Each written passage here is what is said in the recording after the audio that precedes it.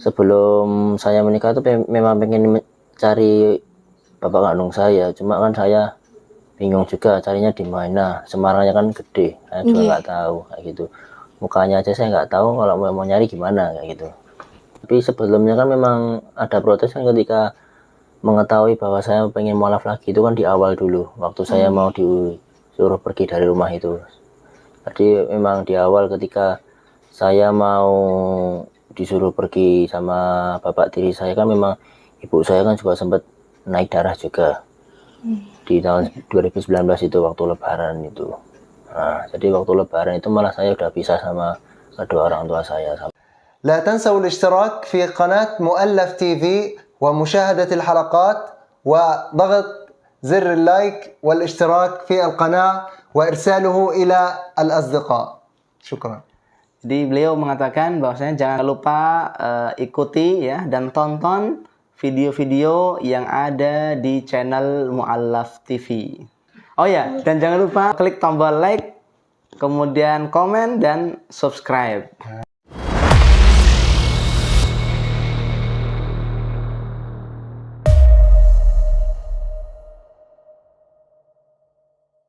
Bismillahirrahmanirrahim. Assalamualaikum warahmatullahi wabarakatuh. Waalaikumsalam warahmatullahi wabarakatuh. Alhamdulillahirabbil alamin. Allahumma sholli ala sayyidina Muhammad wa ala ali sayyidina Muhammad. Kembali lagi di channel Mu'allaf TV bersama saya Alfisa. Kembali lagi di tayangan yang insya Allah memberi informasi, inspirasi, dan juga edukasi untuk kita semua. Baiklah, tak usah berlama-lama karena di samping saya sudah ada narasumber kita pada hari ini. Sebelum itu, izinkan saya untuk menyapa narasumber pada kesempatan kali ini terlebih dahulu. Assalamualaikum. Waalaikumsalam warahmatullahi wabarakatuh. Selamat malam. Sebelum Masnya menceritakan, bisa perkenalan terlebih dahulu untuk menyebutkan nama, asal tempat tinggal, dan juga agama sebelumnya. Silakan. Ya. Assalamualaikum warahmatullahi wabarakatuh. Perkenalkan, nama saya Dimas Bagaskara. Saya lahir di Karanganyar tanggal 10 Desember, kelahiran tahun 1996. Kebetulan saya dulunya beragama Katolik dan mulai menjadi mualaf pada tahun 2019. Kira-kira hal apa yang membuat Masnya tertarik menjadi seorang mualaf? Bisa diceritakan, silakan. Mungkin memang dari dulu saya terlahir dari keluarga Islam, Mbak. Jadi kenapa beragama Katolik kalau figur keluarganya itu dari figur keluarga Islam? Jadi pada dasarnya ini kita flashback dulu aja dari Dimas kecil. Itu saya lahir dari ibu saya yang bernama Ibu Mulyati dengan bapak saya Teguh Yunianto. Nah, kebetulan waktu saya lahir, menurut cerita dari saudara dan keluarga-keluarga saya, itu saya dari lahir itu udah ditinggal sama bapak kandung saya. Jadi selama saya bayi sampai saya besar, sampai saya umur kurang lebih 6-7 tahun, itu saya hidup sama ibu, sama nenek, sama bude-bude kayak gitu, sama saudara.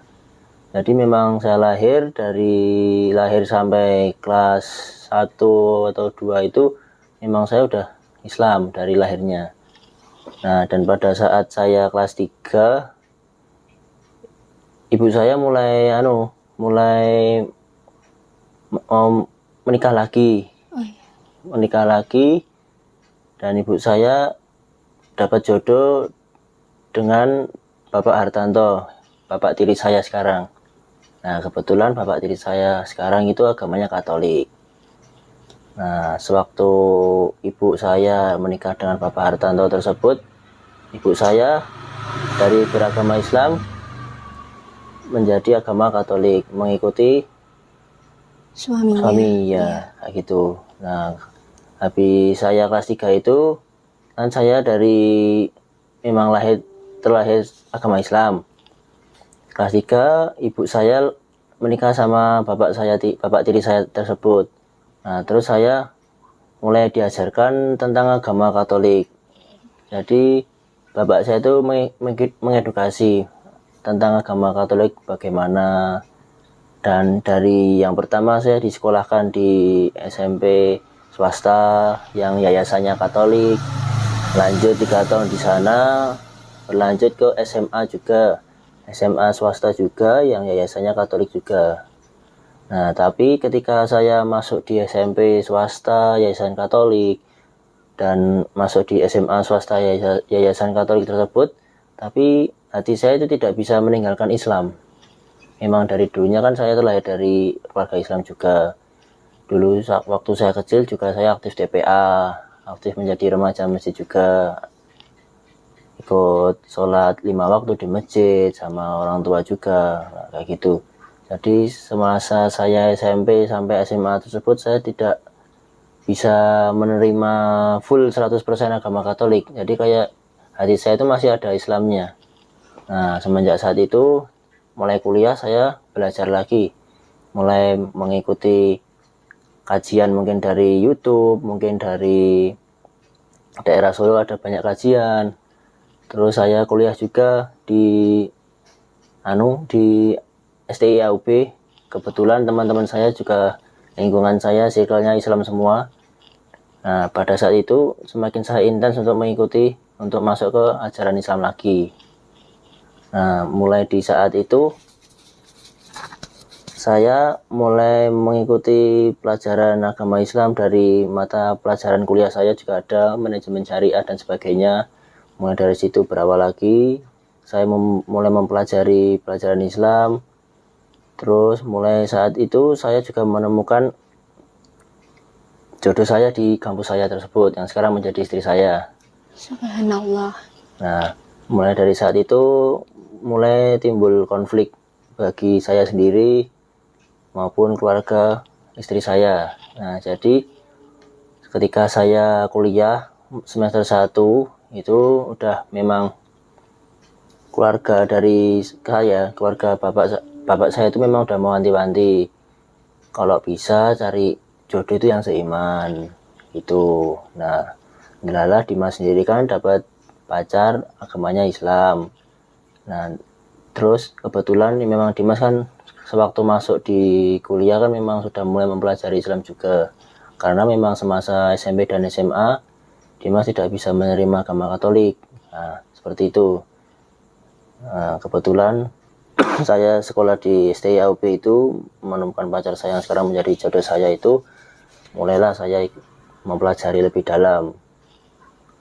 Nah, kebetulan kan istri saya juga dari TK sampai SMP kan memang lulusan Muhammadiyah, jadi lebih paham daripada saya. Nah, agamanya lebih dalam. Nah, mulai saat itu saya belajar agama Islam, mulai mendalami lagi, mulai dari nol lagi, mulai belajar sholat lagi. Nah, ketika sudah berjalan kurang lebih 3 tahun, hubungan saya dengan pacar saya mulai serius, mulai menuju ke jenjang pernikahan. Nah, ketika saya sudah mulai serius dengan pacar saya tersebut, saya mulai memberanikan diri untuk bilang kepada orang tua saya. Nah, untuk respon yang pertama, untuk ibu kandung saya sendiri, tidak apa-apa, terima. Cuman kembali lagi ke bapak saya. Bapak tirinya itu. Ya, soalnya bapak tiri saya itu kan memang sebagai kepala keluarga saya yang sekarang, kepala keluarga ibu dan saya. Nah, untuk keputusannya kan memang ibu kandung saya memang tergantung sama bapak tiri saya tersebut. Jadinya ya itu tadi, mulai timbul konflik dari permasalahan tersebut, mulai dari fasilitas yang dulunya mungkin saya berkecukupan lah ya, ya. berkecukupan, ada fasilitas motor, mobil dan sebagainya, mulai dihilangkan satu persatu. Istilahnya saya mulai disuruh mandiri. Nah, kebetulan memang bapak tiri saya itu memang wataknya memang keras kepala banget. Nah, keras kepala, jadinya memang saya ditantang juga. Kalau kamu memang mau pengen lanjut sama istri saya, ya kamu harus keluar dari rumah kayak gitu. Kalau kamu mau pengen sama papi sama mama ya monggo, pilihanmu di kamu sendiri. Kebetulan kan memang di satu sisi Dimas itu umur 22, tapi memang Dimas memang memantapkan hati, memang saya memang yakin dan saya memberanikan diri untuk pergi dari rumah tanpa membawa apapun, maksudnya tanpa membawa fasilitas dari apa yang diberikan orang tua saya. Jadi saya mulai dari nol lagi. Saya 2019 sampai 2020 itu saya tidur di rumah teman. Jadi saya numpang istilahnya. 8 bulan numpang di teman saya, sahabat saya itu yang bernama Ivan Naufal. Rumahnya dia di Fajar Indah. Karena saya memilih dia memang karena dia teman kecil saya. Dari TK, SD sampai sekarang masih berteman baik, masih bersahabat. Nah, barulah saya berani ke sana. Saya cerita panjang lebar apa permasalahannya, kenapa saya bisa berani untuk keluar dari rumah, kayak gitu. Dan kebetulan, alhamdulillah keluarga dari teman saya tersebut juga menerima saya, kayak gitu. Nah, untuk kegiatannya selama 9 bulan itu, saya juga tidak punya penghasilan. Soalnya memang dari sebelum saya keluar dari rumah memang biasanya saya akan membantu orang tua. Kebetulan kan memang orang tua kan punya usaha. Punya usaha sendiri. Jadi saya dari pagi sampai sore setiap harinya memang membantu bapak tiri saya. Jadinya ketika saya keluar dari rumah itu ya saya agak bimbang. Ketika saya keluar itu saya bisa kerja atau enggak, saya bisa tidur atau enggak, nanti gimana saya kedepannya sama ibu saya, apakah bisa hubungan ataukah masih bisa komunikasi atau enggak, kayak gitu. Nah, kebetulan memang kembali lagi ke bapak tiri saya kan memang keras kepala. Jadi ketika saya memang disuruh keluar dari rumah, jadi saya juga putus kontak sama ibu kandung saya selama 7 bulan kurang lebih ketika saya pergi dari rumah itu. Jadi untuk komunikasi dari HP, dari saudara itu diputus semua. Jadi bapak tiri saya kan memang keras kepala, jadi memang semuanya diblok. Saudara-saudara disuruh Menjauh. ya menjauh kayak gitu, disuruh nggak Bagas ya, panggilan saya di rumah kan Bagas. Nah, istilahnya seperti itu. Nah, kemudian saya memberikan diri untuk keluar dari rumah dengan satu niat, memang saya pengen mualaf lagi, dan satu tujuan juga saya mau menikah dan saya pengen lebih dekat kepada Tuhan Allah yang Maha Kuasa. Nah, seperti itu. Jadi memang lama-lama secara pelan-pelan saya dibukakan pintu rezeki juga.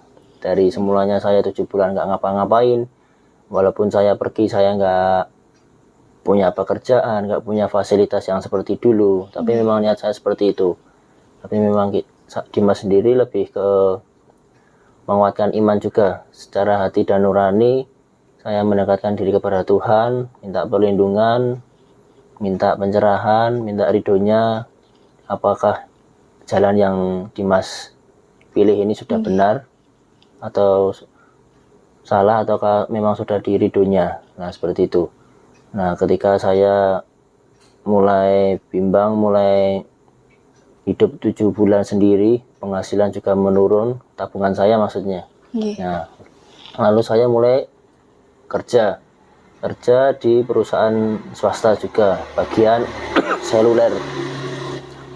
Dari rumah teman saya di daerah Fajar Indah sana, kerjaan saya di seluler itu di Jembatan Mojo. Nah, dari Fajar Indah ke Jembatan Mojo dari jam 8 pagi sampai jam 9 malam. Nah, dari jam 8 pagi sampai jam 9 malam di sana masih masih pembukuan juga kayak gitu dan sebagainya. Jadi sampai rumah itu jam 12, jam setengah 1. Kadang di situ Dimas juga merasa mengeluh. Maksudnya, wah, ternyata memang hidup tanpa orang tua itu memang rekoso kayak gitu. Soalnya memang dari dulu kan Dimas memang Biasanya Iya, berkecukupan, biasanya terus berkecukupan, belajar biasanya untuk mandiri. iya, biasanya didampingi sama orang tua terus, terutama sama ibu kandung saya. Walaupun saya sendiri tidak tahu wajah bapak kandung saya itu seperti apa, saya juga tidak tahu. Jadi dari lahir itu saya sudah ditinggal, kayak gitu. Ada keinginan buat mencari bapak kandungnya atau Nah, jadi kalau dari lubuk hati yang paling dalam untuk Dimas sendiri ya pengen cari. Soalnya kan mau gimana pun dia salah atau tidaknya dia kan memang bapak kandung saya. benar. Tapi dari keluarga saya ada yang bilang sudah meninggal, ada yang bilang memang dulu saya ditinggal. Tapi Masih untuk simpang siur nih. iya, tapi memang untuk kebenarannya memang bapak masih ada, bapak kandung saya. Dan kebetulan dia kan rumahnya di Semarang kayak gitu. Cuma kan memang ibu saya udah kasih mandat ya, jangan cari bapak kandung saya, soalnya bapak kandung saya itu tidak benar gitu orangnya. Saya lahir aja ditinggal, nggak ditunggu gitu. Yang ngopeni kamu tuh mamah tok, tutup papahmu lahir kue ceprot kamu udah ditinggal kayak gitu. Jadi saya juga nggak tahu bapak kandung saya di mana. Jadi dari dulu memang saya hidup sama ibu, sama nenek, sama saudara-saudara bude, pakde gitu, kayak gitu. Jadi lanjut dari cerita tadi, dari ketika Dimas kerja di perusahaan seluler swasta, pulang jam 12:30 itu di tahun 2019 akhir bulan Juli. Pada awalnya saya di interview di sana itu memang menjanjikan untuk menjadi kepala toko ya. Memang dulu kan Dimas memang hiring masuknya memang ingin menjadi kepala toko, dan ternyata di sana memang ujiannya juga besar. Kalau mau jadi kepala toko memang harus dari bawah dulu. Nah, seperti itu. Memang ada jenjang karir dari front office, dari customer service, dari frontliner dan sebagainya. Belum nanti di sana ada sikut-sikutan antar sesama rekan kerja biasa, kalau itulah. Nah, dari situ Dimas juga udah putus asa, maksudnya dalam arti wah ternyata hidup tidak sama orang tua itu memang susahnya minta ampun kayak gitu. Cuman ya memang kembali lagi ke prinsip Dimas tadi, ketika Dimas keluar dari rumah, saya harus bisa jadi orang yang sukses, bisa kerja keras. Saya cuma megang satu, saya niat menjadi mualaf, dan saya cuman memegang semoga saya yang Dimas pilih ini tetap di jalan ridhonya Allah. Seperti itu. Nah, kebetulan ketika Dimas kerja di seluler swasta tadi, yang semula saya gajian 1 bulan awal di angka 2.000, saya cuma dapat 600.000 kayak gitu. Karena memang di awal itu memang waktu interview pada perusahaan tersebut tidak bilang ketika ada karyawan yang telat atau barang yang hilang atau ada aksesoris HP dan sebagainya hilang, itu semuanya dilimpahkan ke beban gaji karyawan. Nah, pada saat itu Dimas juga langsung resign dari perusahaan tersebut karena tidak menguntungkan bagi saya sendiri. Istilahnya saya kerja dari jam 6 pagi sampai larut, jam 9 sampai jam 12 kadang pulangnya, tapi nggak ada hasilnya kayak gitu. Nah, lalu waktu Juni Juli saya keluar, Juli Agustus saya daftar lagi di tempat kebugaran di daerah Widuran, namanya Asia. Nah, kebetulan kan Dimas memang ada basic pelatih juga, dari memang basicnya saya memang suka olahraga, semua jenis olahraga saya suka. Nah, kebetulan saya di situ menjadi pelatih kebugaran fitness, kalau zaman sekarang istilahnya itu gym ya, gym center, fitness center kayak gitu. Di sana saya cuman betah satu bulan juga, karena kebetulan di sana memang ownernya kan orang Chinese. Nah, mulai itu kan memang Dimas Mei itu sudah menglafalkan syahadat ya, Mbak, nah, gitu. Jadi memang dari Mei tahun 2019 itu. setelah Lebaran itu. Agustus saya kerja di Asia Fitness Center di Widuran itu, adalah punya juragannya Chinese. Nah, di sana juga yang bikin nggak kerasan karena sholat 5 waktu. Kalau Dimas izin ke musola atau masjid atau jumatan gitu pasti digerenengi, nggak boleh lah sebagainya, nggak kayak gitu. Nah gara-gara itu kan Dimas juga nggak betah juga, masa orang ibadah nggak boleh, nah gitu. Terus Dimas cuma jalan sebulan, Dimas keluar lagi, kayak gitu. Dimas keluar lagi Oktober November tahun 2019. Dimas masih nganggur. Kebetulan November itu Dimas daftar lagi hire di Neofit Gym Solo Baru yang sekarang saya tempatin kerja itu. Nah kebetulan di sana juga manajemen yang lama itu memang agak bermasalah. Yang semulanya saya di interview pada awalnya memang saya tuh sudah mengetahui sistem kerjanya di sana bagaimana, manajemennya bagaimana, gajinya bagaimana, dan sebagainya. Nah adalah saya mau interview di sana dengan manajemen yang lama yang memang di awal memang Dimas sudah tahu bahwa harusnya Dimas dapat sekian, tapi si manajer itu melakukan kebijakan yang berbeda daripada yang Dimas inginkan. Nah pada saat itu Dimas sudah trial atau training selama 1-2 minggu. Memang pada kenyataannya memang apa yang diomongkan si manajer dengan apa yang Dimas dengar dengan teman-teman sekitar memang beda.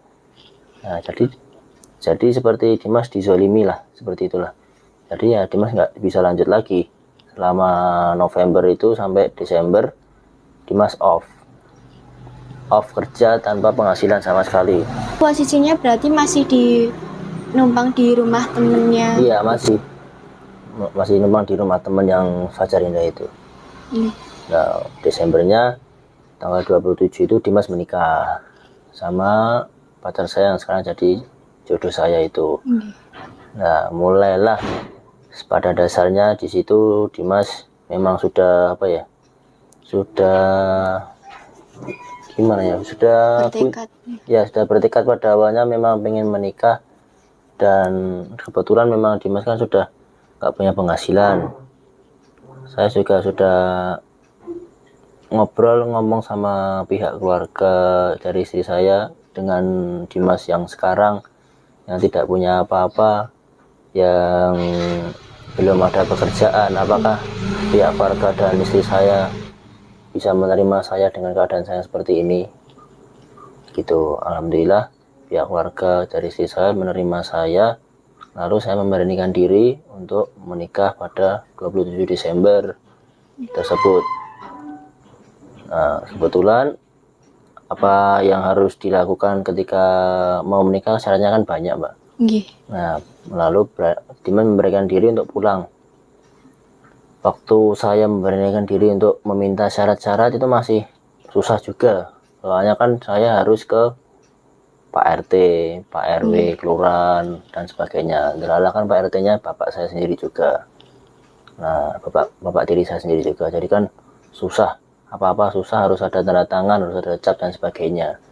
Nah untuk proses ke jenjang pernikahan itu juga butuh waktu yang agak lama, 1-2 bulan baru selesai. Kayak gitu. Itu pun dengan bantuan ibu kandung saya, mau minta fotokopi KTP, fotokopi KK dan sebagainya, kita harus lewat dari belakang. Soalnya kalau memang dari depan memang kembali lagi ke wataknya bapak saya itu kan orangnya kan memang keras kepala. Berarti itu baru apa, setelah putus komunikasi, baru komunikasi setelah sebelum mau nikah itu? Iya, sebelum mau nikah. Itu memang bapak saya tiri itu kan memang keras kepala. Jadi semua komunikasi dari media sosial maupun dari handphone itu diputus kontak semua, diblokir semua. Jadi memang saya bisa komunikasi dengan ibu kandung saya itu memang dari saudara-saudara jauh yang dari desa kayak gitu. Nah sebelumnya dari Desember itu saya mau niat menikah itu, saya memang memberanikan diri untuk pulang. Pada saat itu memang saya nggak diterima juga. Soalnya kan memang di awal memang bapak diri saya memang udah mewanti-wanti kalau memang punya jodoh yang harus seiman. Kalau misalnya enggak ya kamu hidup sendiri. Kamu manut kalau aku gitu. Nah, kembali lagi ke situ, saya pergi ke rumah saudara. Saya minta pendapatnya, nasihatnya dari saudara-saudara saya, Pak D, Bude, dan sebagainya.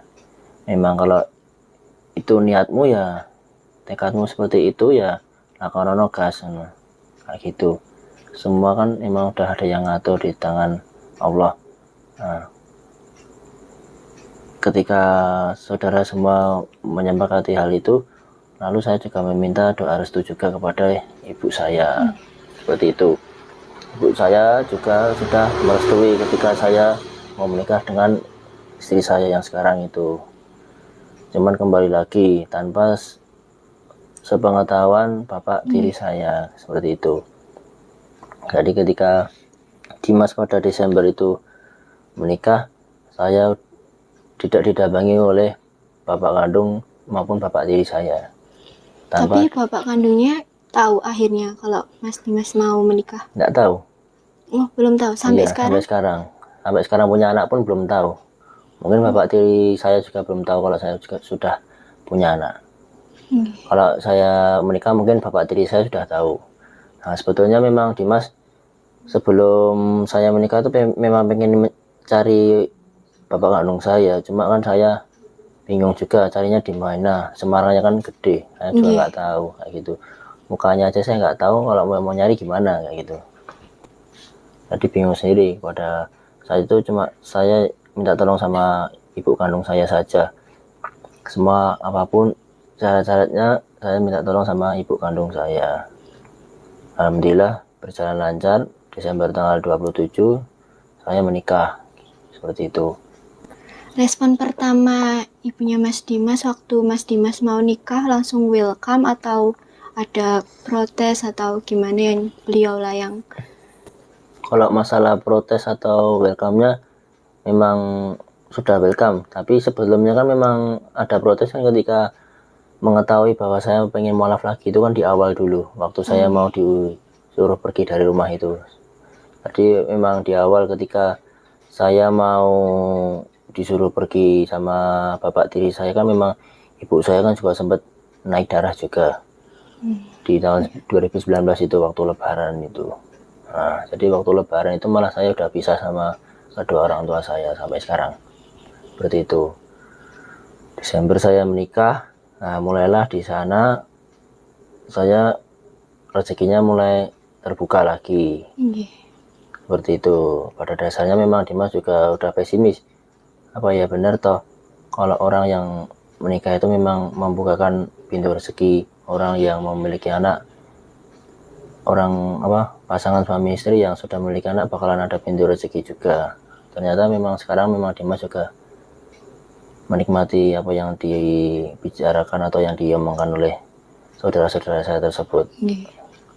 Pada setelah saya nikah waktu Desember sampai sekarang memang kebetulan memang Dimas juga kerja lagi di tempat saya yang waktu November itu saya resign itu ya. Ya, yang di Solo Baru itu saya masuk lagi dengan manajemen yang baru. Ternyata manajemen yang baru lebih jujur, lebih amanah.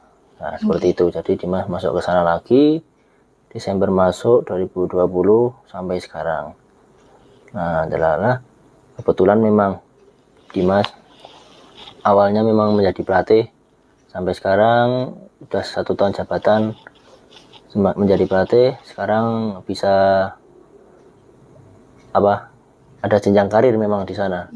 Dari semulanya Dimas jadi pelatih, sekarang Dimas bisa jadi leader juga, leader tim di sana. Alhamdulillah. Ya, alhamdulillah.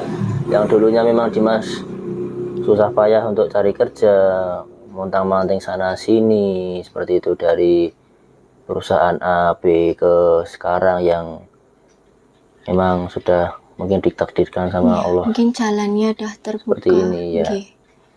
Seperti itu mungkin dari pengalaman Dimas ini ya, Dimas merasa bersyukur juga apa yang saya lakukan dulu. Memang sebelumnya memang Dimas pesimis, ternyata malah sekarang membuahkan hasil. Mungkin bisa menjadi satu sumber keuangan saya juga untuk menafkahi anak dan istri saya. Seperti itu. Mungkin itu ya buah dari kesabaran juga niat yang kuat Mas Dimas mau jadi seorang mu'alaf, menjadi seorang pasangan yang lebih pantas dan menjadi seorang ayah yang menjadi teladan lah Iya. untuk anak. Insya Allah. Nggih. Dari semua itu kan Mas Dimas melalui banyak tantangan. Menurut Mas Dimas, tantangan terberat apa yang Mas Dimas lalui? Tantangan terberat mungkin dari saya sendiri itu, dari saya sendiri pisah sama orang tua itu tadi. Nggih. Yang dari kecil memang saya kan memang selalu sama ibu kandung saya. Seperti itu. Sampai di umur saya yang 22 itu saya langsung pisah kan istilahnya sama ibu kandung saya. Jadi memang saya agak merasa terpukul juga, Nggih. merasa sakit banget hati saya sampai saya nangis. Padahal memang saya sebelumnya memang tidak pernah nangis juga. Nggih. Berarti sekarang komunikasinya udah kembali normal atau masih yang ngumpet-ngumpet dari Komunikasi sudah normal, cuma masih ngumpet-ngumpet dari bapak tiri saya. Ada nggak sih Mas Dimas keinginan buat kayak menyampaikan ke bapak tirinya buat ngasih restu biar legowo, biar nggak ngumpet-ngumpet lagi gitu? Pengennya segitu Mbak, cuma kan memang kembali lagi ke watak bapak saya itu kan memang keras kepala banget. Nggih. Memang bapak saya itu memang wataknya keras kepala banget. Kebetulan kan memang bapak saya itu juga dulunya punya istri. Istrinya itu juga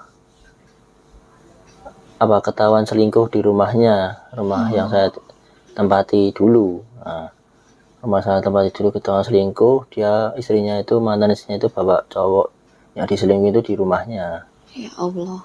Nah, gara-gara itu mungkin bapak saya juga sakit hati ya. Iya. Nah, dia juga mewanti-wanti sama anaknya, aja ketemu karo mbokmu ora apa terus ngarani atine Pak kayak gitu. Nah, dari itu memang kembali lagi anak kan memang nggak bisa lepas dari ibu kandungnya kan. Bapak saya itu sudah mewanti kakak tiri saya tadi untuk tidak bertemu dengan ibu kandungnya. Nah, memang kakak saya tiri itu memang dekat juga sama ibunya. Dia sama juga ndelik gitu. Ndelik gitu, ngumpet-ngumpet, cari waktu longgar buat ketemu ibu kandungnya. Untuk lama-kelamaan bapak tiri saya curiga, mungkin ada tetangga atau teman kerabatnya yang cerita ke bapak saya, terus mulai itu juga timbul masalah. Nah, daripada saat itu anak kandungnya bapak tiri saya juga disuruh pergi dari rumah juga, sama apa yang dirasakan Dimas sekarang. Sampai sekarang pun udah nikah, udah punya anak umurnya 12 tahun juga belum pernah ketemu bapak tiri saya. Ya Allah. Seperti itu. Memang dari dulu memang bapak tiri saya memang keras kepala.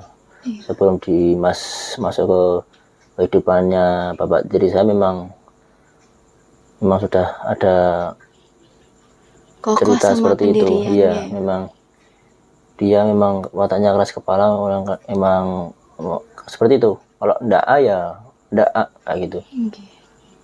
Nek ora A ya A gitu. Ndak boleh kalau kita disuruh A malah kita milihnya B, seperti itu. Memang egonya dia tinggi, keras kepala, egonya tinggi, angkuh, seperti itu. Mungkin ya memang terlahir dari keluarga yang berada ya. Jadinya dia bisa semena-mena sama orang. Nah, mungkin kedepannya memang Dimas juga pengen bersilaturahmi lagi, memperbaiki hubungan yang sempat retak. Apalagi kan Dimas juga sudah berkeluarga, mbok menawa Bisa luluh ya. Iya, bapak tiri saya bisa luluh juga. Soalnya kan saya juga udah punya anak, mungkin kan karena saya udah punya anak, artinya bisa luluh. Mbok menawa bapak tiri saya pengen gendong cucu juga dari saya kayak gitu. Cuman ya itu masih angan-angan Dimas.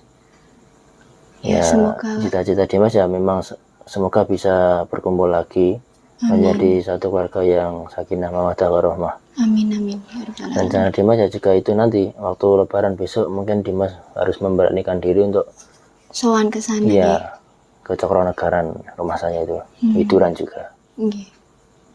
Harapan Mas Dimas untuk kedepannya, untuk hubungan atau kedepannya Mas Dimas ingin apa harapannya? Harapan saya sendiri ya semoga keluarga kecil saya bisa menjadi keluarga yang utuh, sakinah mawaddah warahmah, menjadi keluarga yang utuh, keluarga yang rukun, bisa berkumpul lagi dengan keluarga besar dari bapak tiri saya, bisa berkumpul, bisa bercanda tawa bareng lagi seperti sedia kala, seperti itulah. Yang jelas untuk saat ini yang bisa Dimas lakukan hanya cuman kerja keras, selalu meminta pertolongan kepada Allah, selalu meminta perlindungan kepada Allah, seperti itu.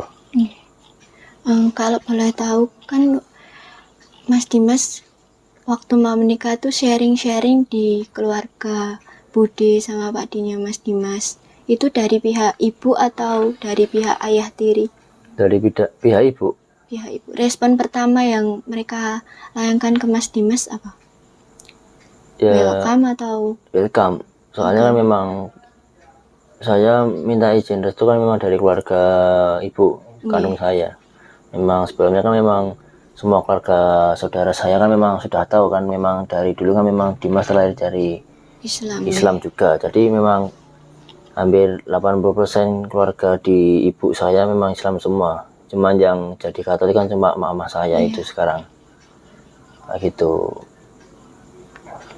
Berarti mereka ya apa namanya ikut senang lah Mas Dimas kembali ke agama yang semula gitu. Iya, seperti itu. Sekarang yang Mas Dimas rasakan apa setelah menjadi seorang mu'alaf? Apakah kehidupan sekarang Mas Dimas lebih merasa nyaman atau gimana? Ya, untuk saya pribadi, untuk perbedaannya dari dulu ketika saya masih non-is ya sampai sekarang saya bisa mu'alaf lagi, banyak perbedaan mungkin dari hati saya yang dulu biasanya saya juga temperamental, suka saling nggak terima, mungkin egonya juga tinggi. Sekarang bisa lebih legowo, bisa lebih ikhlas, bisa lebih sabar. Jadi hatinya bisa nyaman saja, los gitu. Berarti lebih nyaman, lebih menemukan apa yang Mas Dimas mau gitu. Iya. Setelah menjadi mu'alaf Mas Dimas ada kegiatan belajar untuk lebih mendalami agama Islam itu dari siapa, atau ikut acara atau ikut seminar atau kajian? Biasanya Dimas sendiri ikut kajiannya dari jaga sesama. Itu kepanjangannya dari belajar ngaji setiap Selasa malam. Cuman ketika dijaga sesama itu apa ya, sudah banyak anggotanya, jadinya sekarang seminggu bisa 3 kali, Selasa, Rabu, sama Jumat. Ada Ahadnya juga, itu namanya Majelis Nisa. Itu buat ikhwannya ya, seperti itu. Mungkin kalau dari keluarga mungkin lebih ke sama istri. Mungkin kalau dari media sosial Dimas biasanya bisa cari dari YouTube, biasa panduannya dari Ustadz Zakir Naik kayak gitu. Apakah ada cita-cita Mas Dimas yang sampai sekarang belum kesampaian atau udah tersampai? Mungkin untuk dari Dimas sendiri memang satu cita-cita yang pengen banget saya lakukan ya. Yang pertama memang saya pengen bertemu sama bapak kandung saya, seperti itu. Jadi saya bisa tahu, oh ini bapak kandung saya, walaupun dia benar atau salahnya, bagaimanapun dia tetap bapak kandung saya. Yang kedua, insya Allah kalau saya sudah punya rezeki, Saya pengen berangkat haji bareng keluarga saya. Amin, amin. Berarti Mas Dimas belum pernah lihat foto atau Belum. foto bapak kandung juga belum? Belum. Mas Dimas nggak berusaha buat tanya ke ibunya kayak ada foto atau album kenangan atau gimana? Sudah. Kalau dari ibu sendiri kan memang lebih ke mandat awal tadi, memang nggak usah cari bapak kandung saya gitu. Dari saudara-saudara ibu juga nggak punya foto? Nggak punya. Memang dari dulu kan saya ditinggal, jadinya kan saudara saya juga nggak pernah foto, nggak pernah main bareng. Cuman kalau saudara-saudara saya bilang tuh mukanya mirip saya gitu. Mukanya mirip saya, posturnya mirip saya, seperti itu.